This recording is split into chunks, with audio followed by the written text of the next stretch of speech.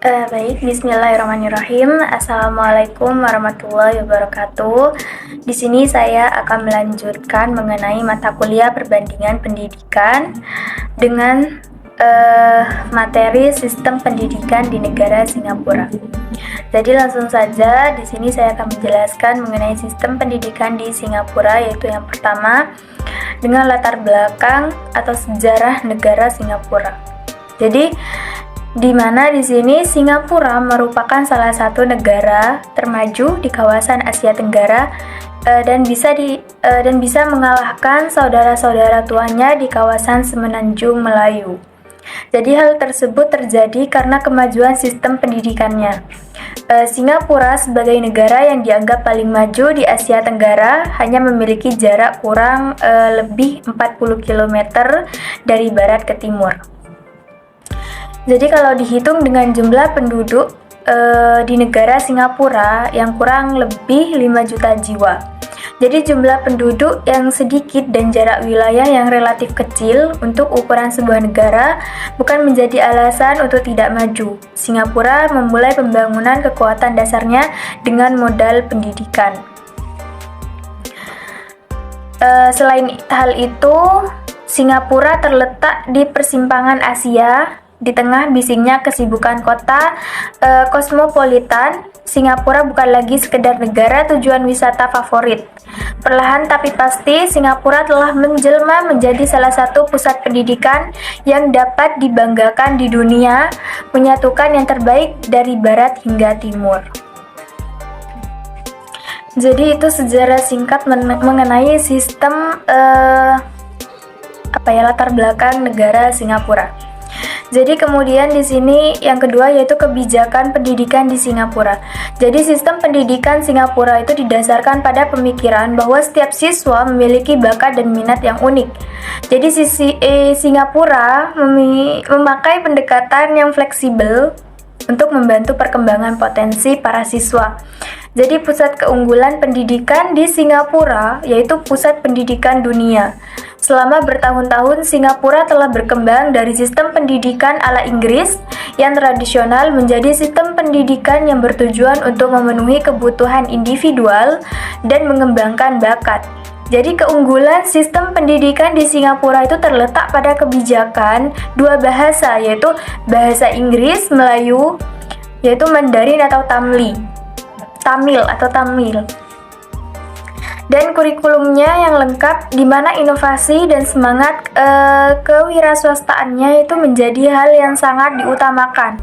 Jadi para individu menunjukkan bakat-bakat yang berkaitan satu dengan yang lain dan kemampuan untuk bertahan dalam lingkungan yang penuh dengan persaingan. Jadi sudah dipersiapkan untuk sebuah masa depan yang lebih cerah. Di mana di sini juga sistem pendidikan di Singapura terdiri dari 4 lembaga utama, yaitu yang pertama pemerintah, sekolah yang didanai pemerintah dan independen untuk tingkat sekolah dasar dan menengah. Kemudian universitas lokal, jadi pendidikan politeknik dan lembaga teknik untuk pasca pendidikan tingkat menengah. Kemudian yang ketiga yaitu sekolah swasta untuk pendidikan tingkat dasar dan menengah. Dan yang terakhir yaitu sekolah dengan sistem dari luar negeri dan sekolah asing atau internasional.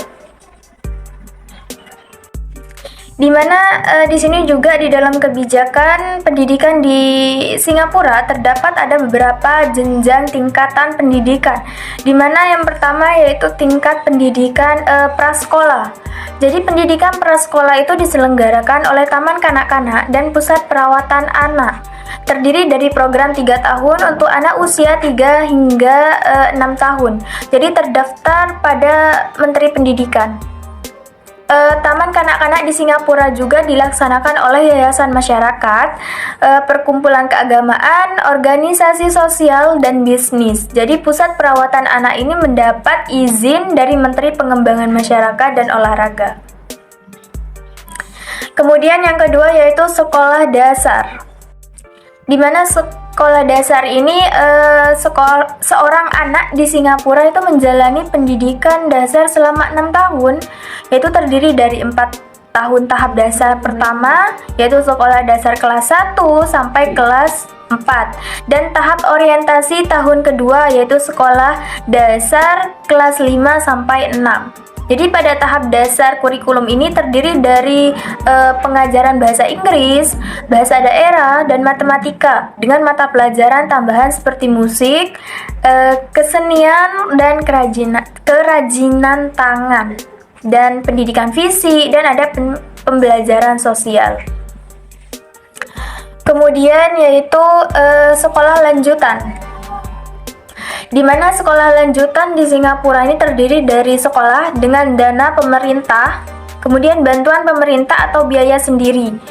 Jadi para siswa itu melaksanakan pendidikan lanjutan selama 4 atau 5 tahun melalui program spesial, cepat ataupun normal. Dan kurikulum pendidikan lanjutan itu mencakup bahasa Inggris, bahasa daerah, matematika, ilmu pengetahuan, dan kemanusiaan. Jadi pada tingkat lanjutan ketiga, siswa dapat memilih pilihan mereka sendiri tergantung apakah mereka di jurusan seni, ilmu pengetahuan, perniagaan, atau teknik terapan. Kemudian lanjut yaitu institusi kesenian swasta, di mana di sini saat ini ada 2 institusi kesenian swasta di Singapura yaitu La Salle College of the Arts dan Nanyang Academy of Fine Art yaitu NAFA, dengan menawarkan pendidikan kesenian selepas sekolah menengah. Kedua sekolah tersebut dikelola oleh swasta dan merupakan badan yang dibiayai publik. Kedua institusi kesenian tersebut bersifat non-profit, merupakan institusi pendidikan swasta dan dikelola secara mandiri dengan bantuan dana dari Departemen Pendidikan Singapura dalam bentuk pendanaan di tingkat politeknik untuk program diploma tertentu.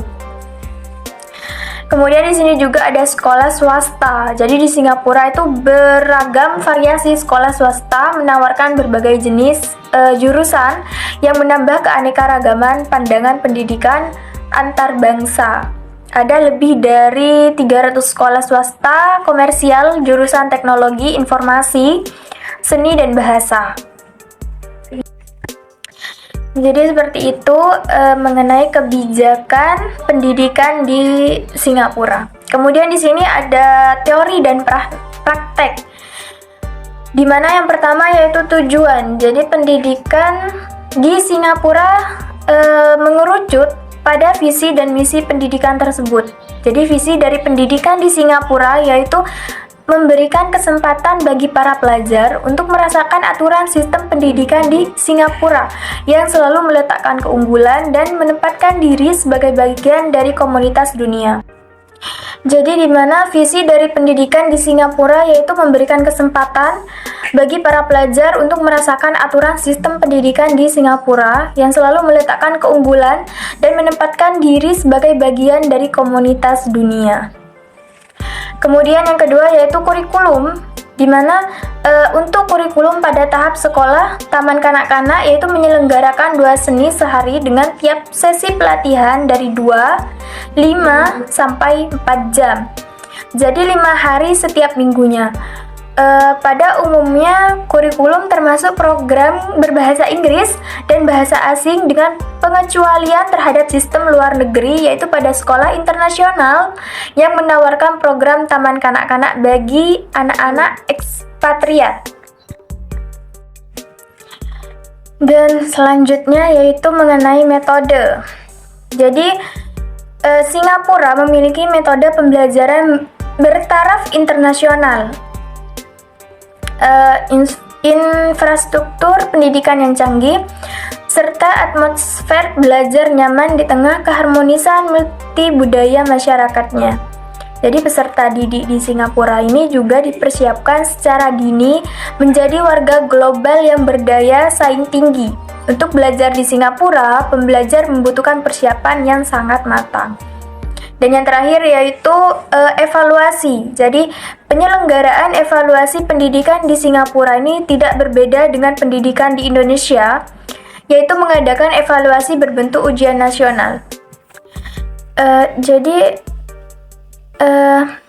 Evaluasinya tuh berbentuk ujian nasional, di mana di dalam pendidikan Singapura itu kan tidak menentukan kelulusan seorang, karena menurut pemerintahannya tuh setiap orang punya kesempatan sama untuk melanjutkan pendidikannya.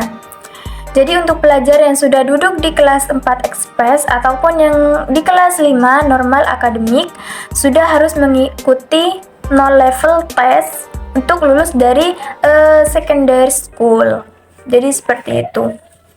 Evaluasi mengenai pendidikan di Singapura. Mungkin hanya itu yang bisa saya jelaskan mengenai sistem pendidikan di Singapura. Terima kasih untuk waktunya. Selebihnya saya mohon maaf apabila ada kesalahan. Akhirul kalam, wassalamualaikum warahmatullahi wabarakatuh.